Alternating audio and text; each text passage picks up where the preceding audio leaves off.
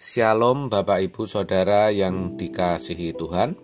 Seri pengajaran hari ini berjudul Bahagianya Bersama Tuhan. Saudara, hidup ini benar-benar tragis. Bagaimana tidak? Kita melihat sendiri begitu banyak orang yang hidupnya menderita. Bahkan kalau kita jeli, ada orang-orang di sekitar kita yang masih susah untuk makan. Padahal makan adalah kebutuhan pokok. Apalagi yang mengalami kelaparan di negara-negara miskin. Belum lagi yang mengalami penindasan. Walaupun mungkin hidup kita secara pribadi tidak tragis, ekonomi kita baik, rumah tangga kita juga tidak bermasalah. Tetapi melihat kehidupan manusia di sekitar kita yang begitu tragis, bukankah kita juga sedih, saudara? Bukankah kita tidak akan merasa bahagia? Sebaliknya, ada juga mereka yang beruntung. Mereka berhasil kaya dalam hal harta, punya kedudukan dan jabatan. Keluarga juga utuh, aman. Namun akhirnya semuanya akan ditinggalkan. Tak ada yang dibawa. Itu juga tragis. Jadi hidup itu memang tragis. Dengan menghayati tragisnya hidup ini, juga betapa membahayakannya dunia hari ini yang semakin jahat. Kita berusaha menangkap sebanyak mungkin orang untuk masuk kerajaan surga. Bukan supaya masuk gereja tertentu atau supaya dapat uang atau mendapat pujian. Bukan itu.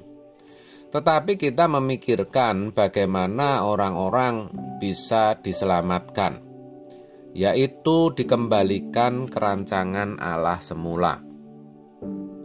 Mereka bisa mengerti dan menghayati bahagianya hidup yang sebenarnya, yaitu bersama Tuhan. Bahagianya memiliki pengharapan masuk rumah Bapa di surga. Dan itu harus dimulai dari kita terlebih dahulu. Diri kita harus sudah matang, sudah dewasa. Memang perjalanan kita sebagai orang Kristen, sebagai orang percaya masih jauh, dan hidup ini masih terus berjalan. Namun sejak sekarang kita harus sudah mulai bisa merasakan kebahagiaan rumah Bapa. Sampai nanti pada waktunya kita benar-benar masuk rumah Bapa dan diakui sebagai anak-anak Allah, diakui sebagai pangeran-pangeran kerajaan surga, putri-putri kerajaan surga. Betapa bahagianya saat nanti. Kita harus dapat mulai merasakan kebahagiaan itu dalam hati kita, saudara. Mulai bisa merasakan keadaan dimuliakan bersama Tuhan Yesus. Itu sungguh bahagia. Walau memang belum sungguh-sungguh kita alami, karena kita masih terus di dalam proses itu, di dalam dunia ini, saudara. Itulah sebabnya kita semua harus menjadi saksi, yaitu melalui perbuatan nyata dalam hidup keseharian kita. Jangan banyak bicara, juga tidak perlu berkoar-koar, apalagi berdebat melalui media sosial. Nggak perlu. Yang penting kita tunjukkan kualitas hidup melalui perbuatan kita. Kita juga terus bergerak untuk menyelamatkan jiwa-jiwa sebanyak mungkin. kita dukung gereja dan hamba Tuhan yang memperhatikan bagaimana bisa mengenalkan anak-anak kepada Tuhan Yesus dengan pengenalan yang benar. Yang mendidik para pemuda takut akan Tuhan supaya bisa menjadi pemimpin masa depan. Pokoknya yang menyangkut keselamatan jiwa, kita yang sudah beroleh anugerah itu, berapapun harganya, seberapapun susah dan beratnya, kita mesti lakukan, saudara. Perjuangan hidup seperti itulah yang akan membuat kita bisa melihat kemuliaan Allah di dalam batin kita. Kita mulai bisa merasa betapa bahagianya ketika dimuliakan bersama Tuhan di kerajaan surga, seperti dituliskan dalam Roma 8 ayat 17. Inilah yang dimaksud menembus batas, di mana kita bisa memandang kekekalan. Dan kalau itu menjadi pilihan hidup kita, tentu dosa sekecil dan sehalus apapun kita tidak akan sentuh dan tidak kita lakukan. Mau dikata-katai seperti apa, biarkan, jangan merasa terganggu, disakiti, dilukai, ditindas, atau dijahati sekalipun, gak perlu kita balas. Gak perlu. Ya, karena kita tidak berhak. Tuhan sajalah yang berhak. Roma 12 ayat 19. Dialah hakim yang agung, saudara.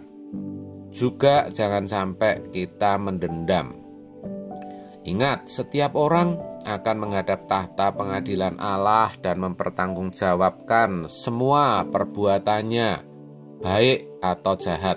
2 Korintus 5 ayat 10. Yang penting, kita terus berusaha hidup sebersih-bersihnya untuk menjadi saksi dan utusan Tuhan yang berkenan. Kita mesti serius untuk hal ini. Kita jaga perkataan kita dari ucapan-ucapan yang tidak patut. Di medsos pun jangan sampai kita menulis yang tidak patut, yang bisa melukai orang lain.